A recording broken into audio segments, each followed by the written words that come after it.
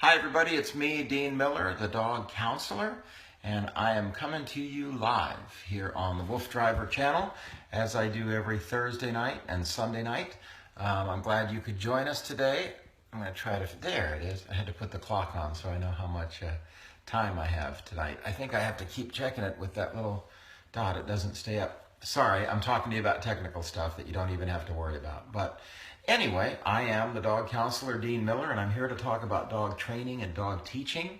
I'm glad you could join us. I'm thankful to all of you who tune in every Thursday and Sunday night. We had a little glitch last week. I wasn't able to do my show on Thursday night, so we did it on Friday. I guess nobody cares, but I do. And I want to say that I'm really thankful to the Wolf Driver for letting me have this opportunity to do this show twice a week and to talk to you guys about what I've learned over training over the last 15 or so years I've been doing it. I started in dog training just as a means to express what I know and love about dogs and to share that with people, to also make a living, of course, but also to spread the word and to help people with their animals and with what's going on. So I see somebody's already commenting here. We let my black mountain cur run around for a bit and he loved it. Okay, great. If you have any things you want to say or you want to comment, that's a good comment. If you want to write in or say anything, I'm happy to answer your questions for you. Of course, I can't answer in-depth training questions on a simple little show like this where I just, put up one-line answers, but I am happy to consult with you offline if you want to contact me through my website, which is thedogcounselor.com. I would be happy to answer any questions that you want answered. I also do phone consultations and Skype consultations. If you're in the Nashville area, I do home visits. And if you'd like, I do fly all over the world. Anywhere you want to fly me or bring me, I'm happy to work with you and your dog. So today, I wanted to kind of focus on a topic that I thought might be interesting to some of you out there. I have been asked to speak at the National Convention for Yorkie Rescue. They're having their National Yorkie Rescue Convention in Nashville in September, and I'll be speaking at that, I believe, September 2nd.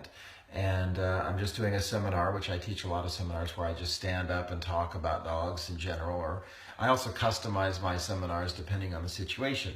So in this particular case, I'm customizing my seminar for Yorkshire Terriers, Yorkies. And it started to get me thinking about the particular needs of dogs like Yorkies, smaller dogs, smaller breeds. Yorkies are sometimes known to be challenging, sometimes known to have housebreaking issues or defiance issues or yappy issues or whatever. But I think, to make a broad generalization about a breed is not fair. It's always the individual and what's going on with the individual dog, not the breed. So what I want to talk about a little bit is some of the things that are commonly overlooked with training a Yorkshire Terrier or a small dog like that. When people get a smaller breed like a Yorkshire Terrier, often they are looking for something to fulfill their needs. They're looking for a couch potato buddy or somebody to be their lap dog or a dog they can carry with them everywhere they go or put in a bag and take to the mall or something. These dogs get adopted primarily to fulfill the needs of the person adopting them, right? But if people just think in terms of looking at life through the dog's point of view, it's a little bit unnatural to be carried all the time, to be up in someone's arms all the time, to be put into someone's face all the time. I often say that with smaller breeds, they don't get the chance to be a dog for much of the time, in many cases. So, my dog Penny just joined me here. She's going to visit. She get on camera. You want to get up here? Come on. You can come up. Come up here. Great. Penny's going to join me and help train, although she may turn her back to the camera. Okay, so smaller dogs often, thank you, Penny. I'm getting some kisses. That's sweet. Oftentimes, a smaller dog is not left on all fours like a bigger dog. So, for example, if you had a Great Dane, you wouldn't carry that Great Dane all over with you everywhere you go. So that Great Dane would grow up like a dog, with all fours on the ground, learning to be like a dog and to learn like a dog. But a dog that's carried around, imagine if you were, you know, and as a baby, okay, maybe, but if you, as a human being, as a young child, imagine if your parents just carried you everywhere you went. At 6 years old, at 10 years old, at 14 years old, at 20 years old. Imagine someone just carried you everywhere you went. Well, it can create a whole host of problems. That doesn't mean don't hold your dog or carry your dog. By all means, do that. But if you're doing it all the time, it can create a series of problems that we're not even aware of. For example, when you pick up a dog and they're not on all fours, they're suspended, right? They're suspended in the air, which feels really strange and unnatural. So at the very least, they can feel out of control. They can feel like they don't have their own control. They're not on the ground.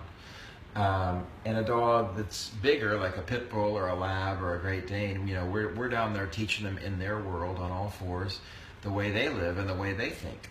And the way they operate. And in fact, even a human being operates on two legs. If you were carried everywhere, suspended all the time, you might be a little strange too if your mother carried you everywhere you went. The other thing that happens that often people don't consider is when you carry your dog, you're restricting them. You're holding them, and you're holding them securely and tightly so you don't drop them. But a dog can feel like they're being restricted from their movement and their actions. So a dog, often when they're threatened or they have a scary situation or a normal emotional reaction to fight or flight in a situation, you know, their reaction often to threat or to something they're nervous about is to fight or flight. And when you hold a dog, you inhibit both. They can't make the choice to fight and they can't make the choice to flight. This is often why you'll see a lot of younger, smaller, yappy dogs like Chihuahuas or you know, certain dogs that are carried around a lot will lash out. People reach for them and they lash out, or they yeah. And that can happen because they feel powerless.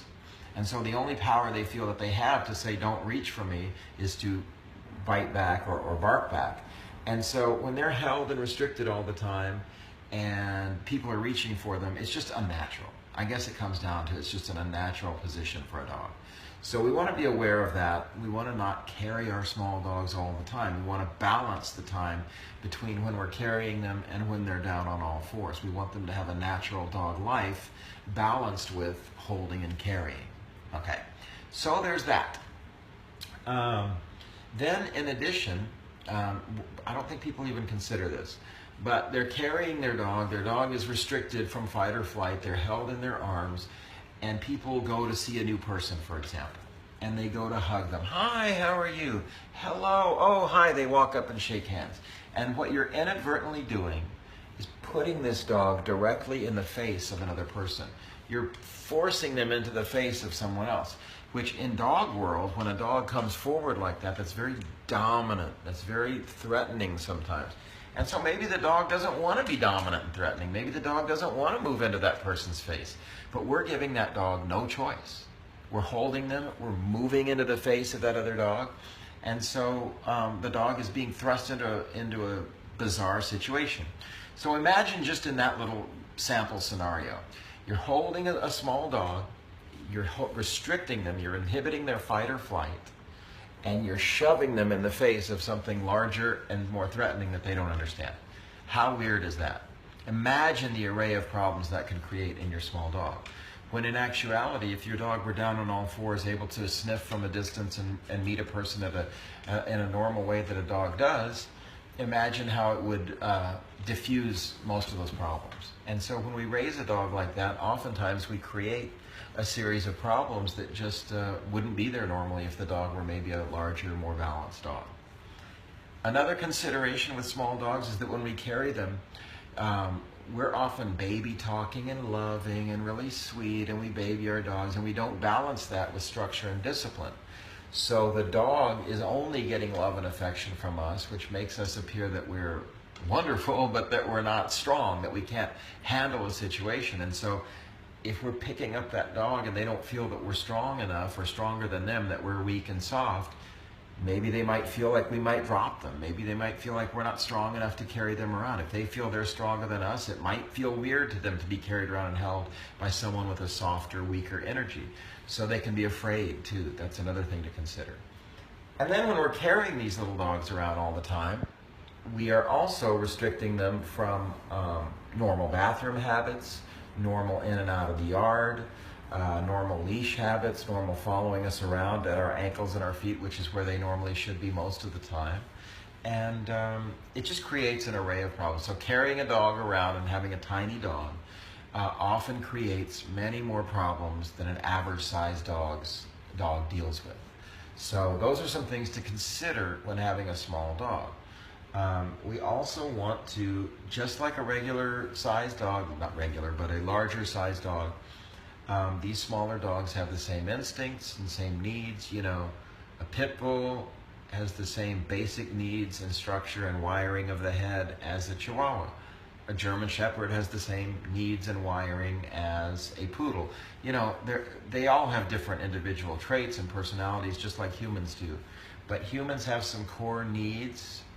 Dogs have core needs and ways of approaching life. So we might want to consider those things when carrying our small dogs around and dealing with our small dogs. That's just something I wanted to address today. I wanted to take a minute. I always try to mention my book, A Dog's Way, which is available on Amazon.com. It is full of all kinds of information if you can't reach me, but I'm pretty easy to reach if you come to thedogcounselor.com.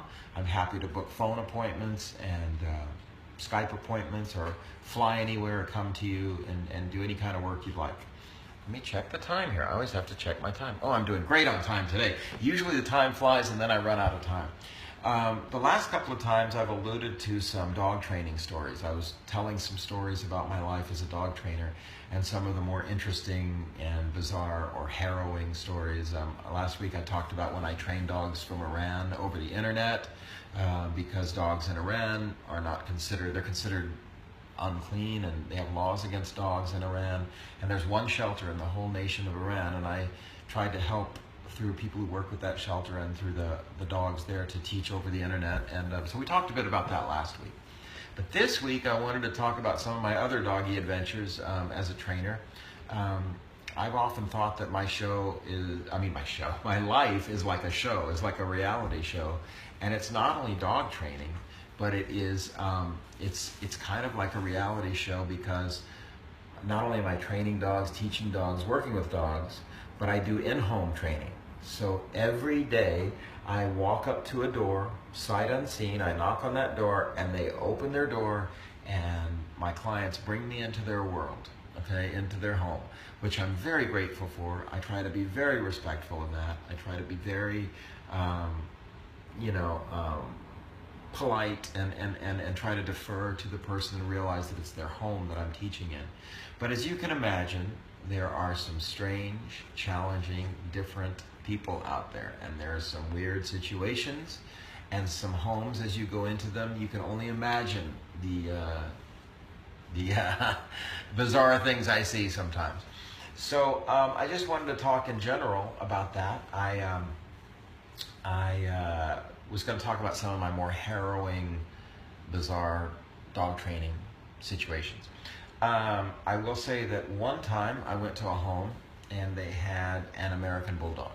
Okay, an American Bulldog looks kind of similar to a boxer, sort of maybe like a boxer pit bull mix, more like a boxer to me. But the American Bulldog is different than what you think of when you think of an English Bulldog. Anyway, they had one that was very hardcore aggressive. The situation in a nutshell was that the man owned the dog. He met his fiance. They got married. As the couple grew in their relationship, the violence of the dog grew stronger and stronger. The dog was always protective, always unwilling to be social with any other human being but the owner. And once the owner was married to this woman, the dog began to defend her, defend the husband, defend everyone to a much higher extreme, a much higher level. The dog was, there are many dogs out there who give you a ton of warning. They bluff you. and you know, and the dangerous dogs are the dogs that give you no warning and just go for it. Well, this dog seemed to growl from the moment I entered the door and never stopped. So you couldn't tell what was a warning or not because it was continual. And the dog never let the dog's guard down. And the first thing they did, well, first of all, they had the dog safely on a leash. And then when growling continuously, but the first thing the dog did, by the way, the woman was pregnant, okay? And they told me this after I was there a while, but as the woman had become more pregnant, the dog's protection level had escalated. So the first thing we did was we all sat down. Often when I come to a 90-minute session in your home, the first thing we do is sit down and talk about what's going on with your dog. So the first thing we did was sit around, and the woman sat down, and the dog went and planted himself on her feet, facing me, leaning forward and growling. Now that's pretty threatening, and this is a big dog, and this is a very scary dog. And I'm, you know, I'm a grown man who's been training dogs for years, but it was intimidating. Okay. So long story short, I worked with the dog, and none of my normal, ordinary things were working. Things didn't seem to be connecting with the dog. I felt that the dog honestly probably had a mental illness because he displayed behaviors that were not natural to a dog, that were not, didn't seem normally motivated. He just seemed inconsistent. You know, I'm not a psychologist, but the dog did not behave the way an average dog does. So I was working with the dog. He was not deferring to me in any way. There was a point at which, you know, even a professional lets their guard down or misses something, and I was looking here, the dog was looking here, and in 2 seconds the dog locked on this finger right here. Now you probably can't see it on the camera because it's very faint now, but there's a huge scar right there on my finger. And what happened was that dog locked on my finger and would not let go. His jaw was locked on that finger. They don't lock their jaw, but he was clamping down hard on that finger. And only because I've done this for so long and so many times, I didn't panic. I did what I do not recommend this at home. Do not try it. Do not even think about it. In fact, don't put yourself in a situation where you're going to get bitten by a dog. But what happened was I grabbed the dog's collar and I pushed inward instead of pulling back, because oftentimes when you pull back, the dog clamps harder in order to hold. But when you push in, you can often dislodge the jaw or choke the dog. Now, I don't recommend that to people who aren't professional or don't have experience, but in this case it worked. I pushed like this and the dog